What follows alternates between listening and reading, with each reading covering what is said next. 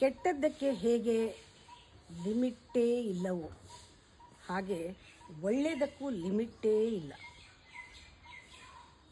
ನಿಮ್ಮಲ್ಲಿ ಒಂದು ಡಿಸ್ಟರ್ಬ್ ಆಯಿತು ಅಂದರೆ, ಒಂದು ನೆಗೆಟಿವ್ ಯೋಚನೆ ಬಂತು ಅಂತ, ಆವಾಗ ಅದೇ ಬರ್ತಾ ಇರುತ್ತೆ.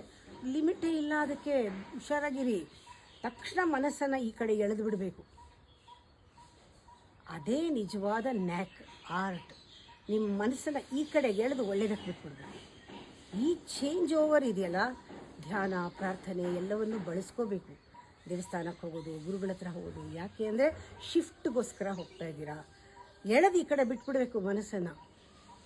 ಹೇಗೆ ಅದು ಒಂದು ಸೈಕಲ್ಗೆ ಸಿಕ್ಕಾಕೊಂಡು ಓವರ್ ಥಿಂಕಿಂಗ್ ಮಾಡಿ ವರಿ ಮಾಡಿ ಮೈಂಡ್ ಕೊಳ್ತೋಗುತ್ತೆ, ರಾಟನ್ ಮೈಂಡ್ ಆಗುತ್ತೆ.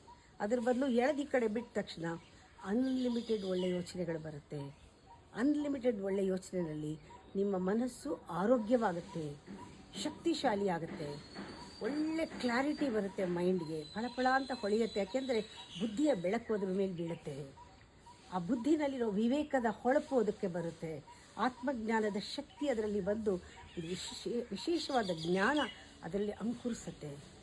ಮನ ಏವ ಮನುಷ್ಯಾನಾಂ ಕಾರಣಂ ಬಂಧ ಮೋಕ್ಷಯೋಃ.